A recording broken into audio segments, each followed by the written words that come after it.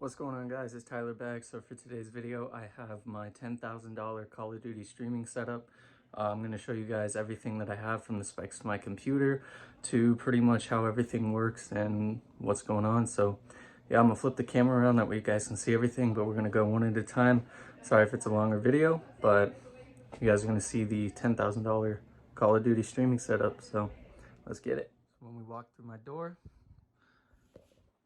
this is the full thing right here. We got the first computer, second computer, 4 monitors, giant ass TV. So we'll get right into it. This streaming PC right here, it's basically everything that I've used before. It was in the last setup video. The specs on it are right here. It's an i7 3770, 3.4 gigahertz. And then the memory on it, just DDR3, typical DDR3.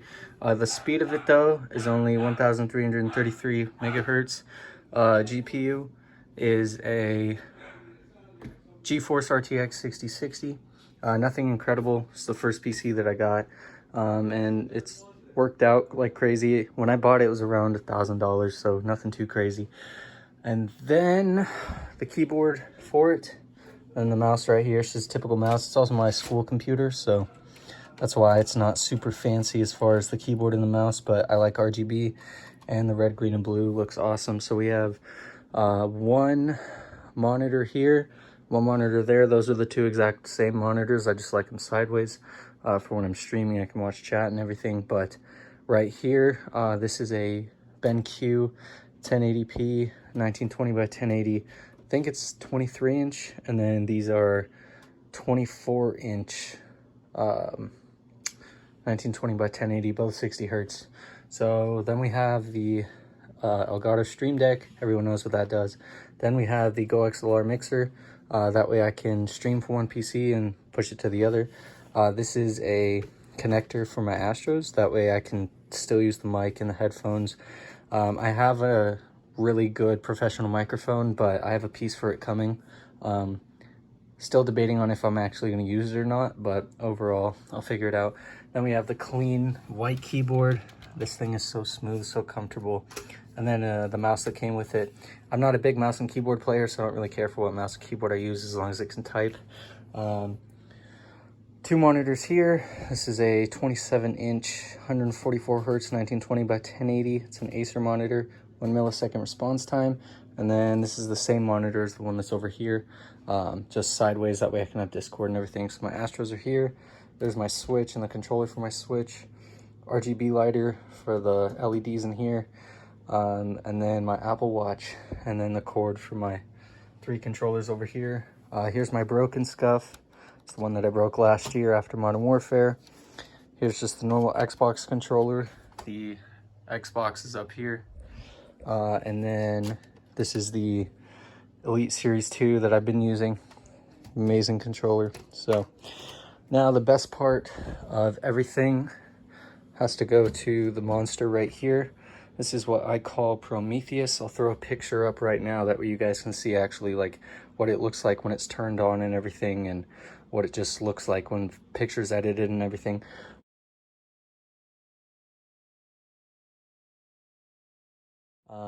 This is a i9-10900K CPU. I have it clocked at 5.2 gigahertz for overclocking. It has a EVGA brand, but it's an RTX 3080. I would manage to get one at market price. It has 8 fans in it. There's 11 if you include the fans on the graphics card itself, but we have 2 here, 2 here, 1 here, 2 up there, and 1 back there. All has LED lighting that I can change with this switch. Like if I wanted to go pink or back to white or green or lime green, blue, everything's nice. Even has RGB if I want it to match everything, but I stick with white so it matches the theme. And then I have 32 gigs of DDR4, 4000 megahertz. Only thing overclocked on here is the RAM. As far as getting it to the 4000 megahertz, that's what it's labeled as, but you still have to do some tweaking with your motherboard in order to get it to the labeled price, labeled speed. And then the CPU is overclocked to as much as it can go. I get around 280 to 300 FPS in 1080p low without DLSS on. So yeah, so that's that. Also has this cool ass face on it, but I called it Prometheus just because I've always liked the name. And then we have a giant, I think it's 50-inch, pretty sure it's 50-inch TV. It's either 50 or 60. My desk is 65, so I'm pretty sure that's 60. But the best part that I like about this room is when I turn the lights off, I have two controllers. Right here's my drawing tablet for when I do thumbnails and stuff. I can get right in and edit everything. But the best part is that I can have white. I can have my white screen and then red LEDs. And then I can go here and turn on the LEDs here. Make them shift to red. This controller's a pain though, because I have to actually like mess with it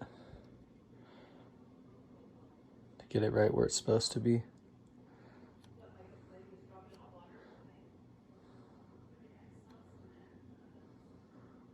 There we go, there's the red. And then if I minimize everything, like I said, it's gonna be a bit of a longer video because I'm just explaining everything, showing you guys everything. So when I minimize everything, change my LEDs to red on the PCs. This one I actually have to click an LED button, but it's all right.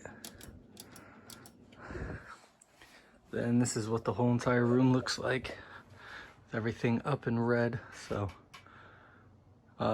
yeah, this is my $10,000 streaming setup.